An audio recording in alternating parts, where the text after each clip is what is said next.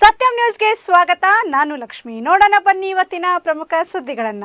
ಗದಗ ಜಿಲ್ಲಾ ಕಾರಾಗೃಹದಲ್ಲಿ ವಿಚಾರಣಾಧೀನ ಕೈದಿ ಆತ್ಮಹತ್ಯೆ ಮಾಡಿಕೊಂಡಿದ್ದಾನೆ. ಗದಗ ತಾಲೂಕಿನ ಅಡವಿ ಸೋಮಾಪುರ ತಾಂಡಾ ನಿವಾಸಿ 19 ವರ್ಷದ ರಾಜು ಲಮಾನಿ ಆತ್ಮಹತ್ಯೆಗೆ ಶರಣಾದ ಯುವಕ ಎಂದು ಹೇಳಲಾಗಿದೆ. ಮೃತ ಯುವಕ ಅಪ್ರಾಪ್ತ ಬಾಲಕಿಯ ಜೊತೆ ಪ್ರೀತಿ ಮಾಡುತ್ತಿದ್ದ ಎನ್ನಲಾಗಿದೆ. ಜೈಲಿಗೆ ಅಪ್ರಾಪ್ತ ಬಾಲಕಿ ಹಾಗೂ ಪೋಷಕರು ಭೇಟಿ ಮಾಡಿದ್ರು. ಅವರು ಭೇಟಿ ಮಾಡಿದ ಬೆನ್ನಲ್ಲೇ ಯುವಕ ಜೈಲಿನಲ್ಲಿ ಆತ್ಮಹತ್ಯೆ ಮಾಡಿಕೊಂಡಿದ್ದಾನೆಂದು ಆರೋಪಿಸಲಾಗಿದೆ. ಕೈದಿ ಆತ್ಮಹತ್ಯೆಗೆ ಜೈಲು ಸಿಬ್ಬಂದಿಯ ನಿರ್ಲಕ್ಷ್ಯ ಕಾರಣವಾಗಿದೆ ಎಂದು ಜೈಲಿನ ಮುಂದೆ ಯುವಕನ ಪೋಷಕರು ಕಣ್ಣೀರು ಹಾಕುತ್ತಿದ್ದಾರೆ. ಗದಗ ಜಿಲ್ಲಾ ಕಾರಾಗೃಹದಲ್ಲಿ ವಿಚಾರಣಾಧೀನ ಕೈದಿ ಆತ್ಮಹತ್ಯೆ. 19 ವರ್ಷದ ರಾಜು ಲಮಾನಿ ಎಂಬ ಯುವಕ ಆತ್ಮಹತ್ಯೆಗೆ ಶರಣಾಗಿದ್ದಾನೆ. ಅಪ್ರಾಪ್ತ ಬಾಲಕಿಯ ಜೊತೆಗೆ ಲವ್ ಮಾಡ್ತಾ ಇದ್ದ ಯುವಕ ಗದಗ ತಾಲೂಕಿನ ಅಡವಿ ಸೋಮಾಪುರ ತಾಂಡಾದ ನಿವಾಸಿ. ಮಹಿಳಾ ಪೊಲೀಸ್ ಠಾಣೆಯಲ್ಲಿ ಪ್ರಕರಣ ದಾಖಲು. ಫೋಕ್ಸೋ ಪ್ರಕರಣದ ಹಿನ್ನೆಲೆಯಲ್ಲಿ ಜೈಲು ಪಾಲಾಗಿದ್ದ ಯುವಕ 20 ದಿನಗಳಿಂದ ಜೈಲಿನಲ್ಲಿದ್ದ ಯುವಕ ಜೈಲಿಗೆ ಅಪ್ರಾಪ್ತ ಬಾಲಕಿ ಹಾಗೂ ಪೋಷಕರು ಭೇಟಿ ಮಾಡಿದ್ರು. ಅವರು ಭೇಟಿ ಮಾಡಿದ ಬೆನ್ನಲ್ಲೇ ಯುವಕ ಜೈಲಿನಲ್ಲಿ ಆತ್ಮಹತ್ಯೆ ಮಾಡಿಕೊಂಡಿದ್ದಾನೆಂದು ಆರೋಪ. ಖೈದಿ ಆತ್ಮಹತ್ಯೆಗೆ ಜೈಲು ಸಿಬ್ಬಂದಿಯ ನಿರ್ಲಕ್ಷ್ಯ ಕಾರಣ ಎಂಬ ಆರೋಪ. ಜೈಲಿನ ಮುಂದೆ ಕಣ್ಣೀರು ಹಾಕುತ್ತಿರುವ ಯುವಕನ ಪೋಷಕರು. ಗದಗ ನಗರದ ಜೆಟಿ ಕಾಲೇಜಿನಲ್ಲಿ ಪಿಯುಸಿ ದ್ವಿತೀಯ ವರ್ಷ ಓದುತ್ತಿದ್ದ ಯುವಕ ಅದೇ ಕಾಲೇಜಿನಲ್ಲಿ ಪ್ರಥಮ ಪಿಯುಸಿ ಓದುತ್ತಿದ್ದ ಅಪ್ರಾಪ್ತ ಬಾಲಕಿ.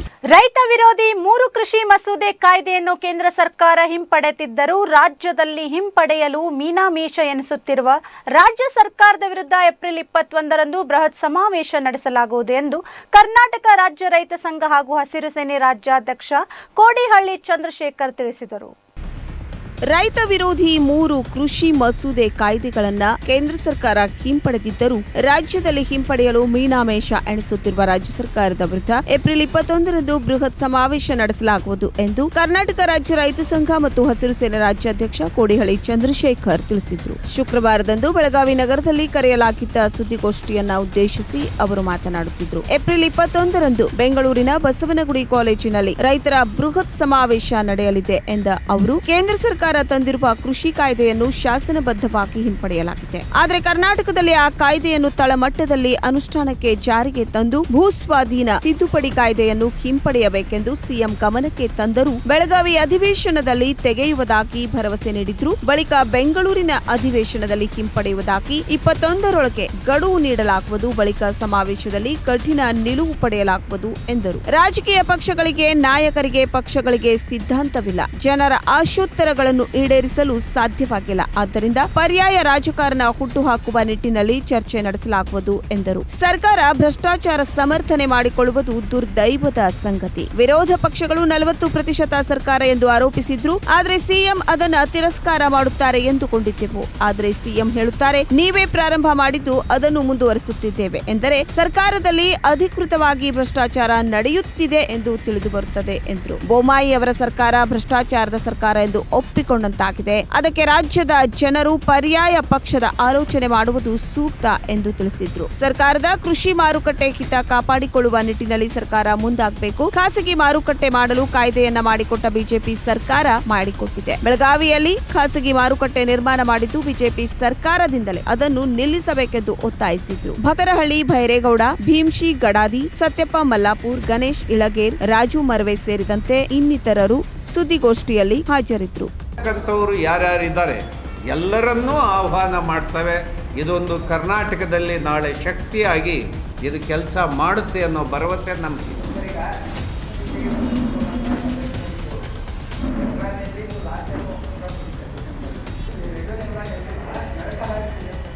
ಹೌದೌದು, ಯಾಕಂದರೆ ಕೆಲವರಿಗೆ ಕೆಲವು ಸಂದರ್ಭದಲ್ಲಿ ಬೆಂಕಿ ಬಿದ್ದೋಗ್ಬಿಡುತ್ತೆ. ಯಾಕಂದರೆ ಲೆಕ್ಕಾಚಾರಗಳು ಬಂದಾಗ, ವೈಯಕ್ತಿಕ ಶಿಸ್ತುಗಳು ಬಂದಾಗ ಕೆಲವರು ನೆಗೆದು ಬಿಡ್ತಾರೆ ಭೋಗಿಯಿಂದಲೇ. ನಾವೇನು ಮಾಡೋಕ್ಕಾಗತ್ತೆ? ಅವರಿಗೆ ಸ್ವಾತಂತ್ರ್ಯ ಇದೆ. ಅವರು ಸ್ವಾತಂತ್ರ್ಯ ಅವ್ರಿಗಿರೋ ಕಾರಣಕ್ಕೆ ಇದು ಡೆಮಾಕ್ರಸಿಯಲ್ಲಿ ಅವ್ರಿಗೆ ಇಷ್ಟ ಬಂದದ್ದನ್ನು ಮಾಡ್ಕೊಳ್ಳೋದಕ್ಕೆ ಅವಕಾಶ ಇದೆ.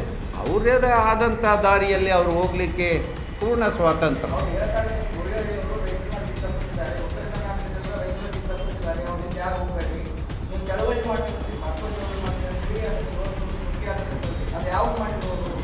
ಈಗ ಪ್ರತಿ ಹಂತದಲ್ಲೂ ನಮಗೆ ಮಾತಿನ ಬಗ್ಗೆ ಜವಾಬ್ದಾರಿ ಇದೆ. ನಮಗೆ 42 ವರ್ಷದ ಇತಿಹಾಸಗಳಿದೆ. ಇಡೀ ರಾಜ್ಯ ನೋಡ್ತಾ ಇದ್ದಾರೆ. ನೀವೆಲ್ಲ ಮಾಧ್ಯಮದ ಕಣ್ಣು ನಮ್ಮ ಮೇಲೆ ಇಟ್ಟಿದ್ದೀರಿ. ಹಾಗಾಗಿ ನಾವು ದಾರಿ ತಪ್ಪಿ ಹೋಗುವಂಥ ಕೆಲಸವನ್ನು ಮಾಡಲಿಕ್ಕೆ ಸಾಧ್ಯ ಇಲ್ಲ, ನಾವು ಮಾಡೋದೂ ಇಲ್ಲ. ಹಾಗಾಗಿ ನಮಗೆ ವಿಚಾರಗಳ ಸ್ಪಷ್ಟತೆ ಇದೆ. ನಮ್ಮ ದಾರಿಗಳು ಬಗ್ಗೆ ಬಹಳ ದೀರ್ಘಕಾಲಕ್ಕೆ ಯೋಚನೆ ಮಾಡೋ ಚಿಂತನೆಗಳಿದ್ದಾವೆ. ಡಾಕ್ಟರ್ ಬಾಬು ಜಗಜೀವನ್ ರಾಮ್ ರವರಿಗೆ ಅವಮಾನಿಸಿದ ಕಲಬುರಗಿ ಜಿಲ್ಲೆ ಜೇವರ್ಗಿ ತಾಲೂಕಿನ ನಿರಲ್ಕೋಡ್ ಗ್ರಾಮದ ಸರ್ಕಾರಿ ಹಿರಿಯ ಪ್ರಾಥಮಿಕ ಶಾಲೆಯ ಮುಖ್ಯ ಗುರುಗಳಾದ ಶ್ರೀಮತಿ ಸಾವಿತ್ರಿ ತೋಳ್ನೂರ್ ಎಂಬ ಮುಖ್ಯ ಶಿಕ್ಷಕಿಯನ್ನು ಅಮಾನತುಗೊಳಿಸಬೇಕೆಂದು ರೈತ ಸಂಘ ಹಾಗೂ ಹಸಿರು ಸೇನೆ ಆಗ್ರಹಿಸಿದೆ. ಡಾಕ್ಟರ್ ಬಾಬು ಜಗಜೀವನ್ ರಾಮ್ ಅವರಿಗೆ ಅವಮಾನಿಸಿದ ಮುಖ್ಯ ಶಿಕ್ಷಕಿಯನ್ನ ಅಮಾನತುಗೊಳಿಸುವಂತೆ ರೈತ ಸಂಘ ಮತ್ತು ಹಸಿರು ಸೇನೆ ಆಗ್ರಹಿಸಿದೆ. ಕಲಬುರಗಿ ಜಿಲ್ಲೆ ಜೇವರ್ಗಿ ತಾಲೂಕಿನ ನೀರಲಕೋಡ ಗ್ರಾಮದ ಸರ್ಕಾರಿ ಕಿರಿಯ ಪ್ರಾಥಮಿಕ ಶಾಲೆಯ ಮುಖ್ಯ ಗುರುಗಳಾದ ಶ್ರೀಮತಿ ಸಾವಿತ್ರಿ ತೋಳನೂರ್ ಅವರು ಸುಮಾರು 2 ದಿನಗಳ ಕಾಲ ಸತತವಾಗಿ ಶಾಲೆಯನ್ನು ಮುಚ್ಚಿ ಮಕ್ಕಳಿಗೆ ರಜೆ ಕೊಟ್ಟು ಶಾಲೆ ಹಾಗೂ ತರಗತಿಗಳ ಬೀಗ ಹಾಕಿ ಮೇಲಧಿಕಾರಿಗಳಿಗೆ ಮಾಹಿತಿ ನೀಡದೆ ಬೇರೆ ಊರಿಗೆ ಹೋಗಿರುತ್ತಾರೆ. ಈ ವಿಷಯವಾಗಿ ಕರ್ನಾಟಕ ರಾಜ್ಯ ರೈತ ಸಂಘ ಮತ್ತು ಹಸಿರು ಸೇನೆ ತಾಲೂಕು ಅಧ್ಯಕ್ಷ ಭೀಮರಾಯ್ ಎಸ್ ಪೂಜಾರಿ ಅವರು ಶಿಕ್ಷಣಾಧಿಕಾರಿಗಳ ಗಮನಕ್ಕೆ ತಂದು ಅಧಿಕಾರಿಗಳು ಸ್ಥಳ ಪರಿಶೀಲನೆ ನಡೆಸಿದಾಗ ಮುಖ್ಯ ಗುರುಗಳು ಮೇಲಧಿಕಾರಿಗಳಿಗೆ ಮಾಹಿತಿ ನೀಡದೆ ಶಾಲೆ ಬಂದ್ ಮಾಡಿರುವುದು ಸಾಬೀತಾಗಿದೆ. ಜೇವರ್ಗಿ ತಾಲೂಕು ಶಿಕ್ಷಣಾಧಿಕಾರಿಗಳು ಮುಖ್ಯ ಶಿಕ್ಷಕಿ ಶ್ರೀಮತಿ ಸಾವಿತ್ರಿ ತೋಳನೂರ್ ಅವರ ಮೇಲೆ ಏನು ಕ್ರಮ ಕೈಗೊಳ್ಳುತ್ತಾರೆ ಎಂಬುದನ್ನು ಕಾದು ನೋಡಬೇಕಿದೆ.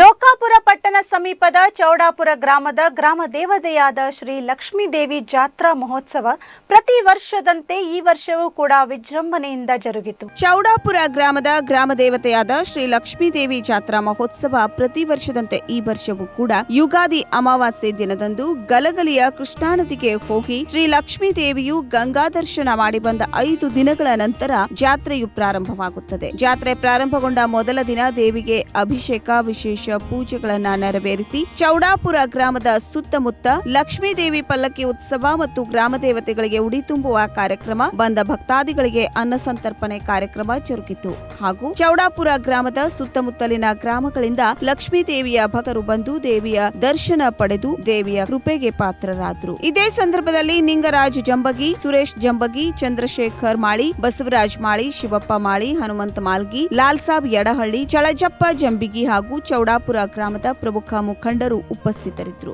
ಚಂದ್ರಶೇಖರ್ ಮಾಳಿ ಅಂತ, ಇದು ನಮ್ಮ ಅಚ್ಚುಮೆಚ್ಚಿನ ಚೌಡಾಪುರ ಗ್ರಾಮ. ಈ ನಮ್ಮ ಗ್ರಾಮದಲ್ಲಿ ಸುಮಾರು 2006ನೇ ಇಸ್ವಿಯಿಂದ ಈ ನಮ್ಮ ಪೂಜ್ಯ ಲಕ್ಷ್ಮೀ ದೇವಿ ಜಾತ್ರೆ ಆಗಲಿಂದನೇ ಆರಂಭ ಆಗಿದೆ.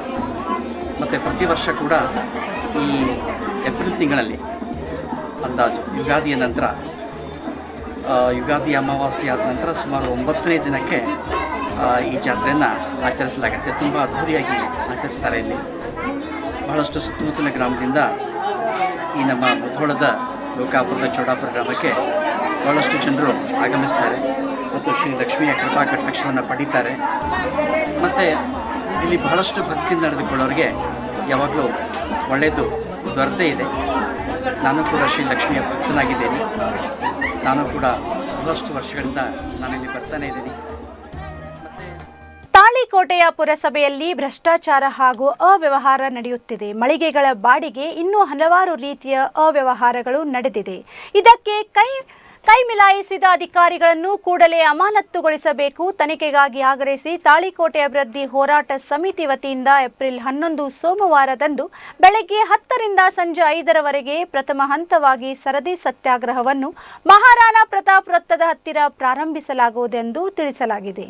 ತಾಳಿಕೋಟೆ ಅಭಿವೃದ್ಧಿ ಹೋರಾಟ ಸಮಿತಿ ವತಿಯಿಂದ ಸರದಿ ಸತ್ಯಾಗ್ರಹ. ತಾಳಿಕೋಟೆ ಹಾಗೂ ಸುತ್ತಮುತ್ತಲಿನ ಗ್ರಾಮಗಳಾದ ಹಡಗಿನಾಳ್, ಮೂಕಿಹಾಳ್, ಕಲದೇವನಹಳ್ಳಿ ಗ್ರಾಮಗಳಿಗೆ ಸಂಪರ್ಕಿಸುವ ಡೋನಿ ನದಿಗೆ ಅಡ್ಡಲಾಗಿ ಕಟ್ಟಿರುವ ಮುಖ್ಯ ರಸ್ತೆಗೆ ಸೇತುವೆಯನ್ನು ನೇರವಾಗಿ ಬಸ್ ನಿಲ್ದಾಣದವರೆಗೆ ರಸ್ತೆ ಮಾಡಬೇಕು. ಆದರೆ ಇಲ್ಲಿ ಅಂಕುಡೊಂಕಾಗಿ ಕಾಣುವಂತೆ ಕಂಡುಬರುತ್ತಿದೆ. ಇದಕ್ಕೆ ಸಂಬಂಧಪಟ್ಟ ಅಧಿಕಾರಿಗಳು ಕೂಡಲೇ ಎಚ್ಚೆತ್ತುಕೊಳ್ಳಬೇಕು. ತಾಳಿಕೋಟೆಯ ಪುರಸಭೆಯಲ್ಲಿ ಭ್ರಷ್ಟಾಚಾರ ಮತ್ತು ಅವ್ಯವಹಾರ ನಡೆಯುತ್ತಿದೆ. ಮಳಿಗೆಗಳ ಬಾಡಿಗೆ ಇನ್ನೂ ಹಲವಾರು ರೀತಿಯ ಅವ್ಯವಹಾರಗಳು ನಡೆದಿದೆ. ಇದಕ್ಕೆ ಕೈ ಮಿಲಾಯಿಸಿದ ಅಧಿಕಾರಿಗಳನ್ನ ಕೂಡಲೇ ಅಮಾನತುಗೊಳಿಸಬೇಕು. ತನಿಖೆಗಾಗಿ ತಾಳಿಕೋಟೆ ಅಭಿವೃದ್ಧಿ ಹೋರಾಟ ಸಮಿತಿಯಿಂದ ಏಪ್ರಿಲ್ 11 ಸೋಮವಾರದಂದು ಬೆಳಗ್ಗೆ 10ರಿಂದ ಸಂಜೆ 5ರವರೆಗೆ ಪ್ರಥಮ ಹಂತವಾಗಿ ಸರದಿ ಸತ್ಯಾಗ್ರಹವನ್ನ ಮಹಾರಾಣಾ ಪ್ರತಾಪ್ ವೃತ್ತದ ಹತ್ತಿರ ಪ್ರಾರಂಭಿಸಲಾಗುವುದು. ತಾಳಿಕೋಟೆ ಪಟ್ಟಣದ ಸರ್ವ ನಾಗರಿಕರು, ವ್ಯಾಪಾರಸ್ಥರು, ಸಂಘ ಸಂಸ್ಥೆಗಳು ಮತ್ತು ಸುತ್ತಮುತ್ತಲಿನ ಗ್ರಾಮೀಣ ಭಾಗದ ನಾಗರಿಕರು, ಸಂಘ ಸಂಸ್ಥೆಗಳು ಈ ಹೋರಾಟಕ್ಕೆ ಬೆಂಬಲಿಸಿ ಯಶಸ್ವಿಗೊಳಿಸುವಂತೆ ಕೋರುತ್ತೇವೆ.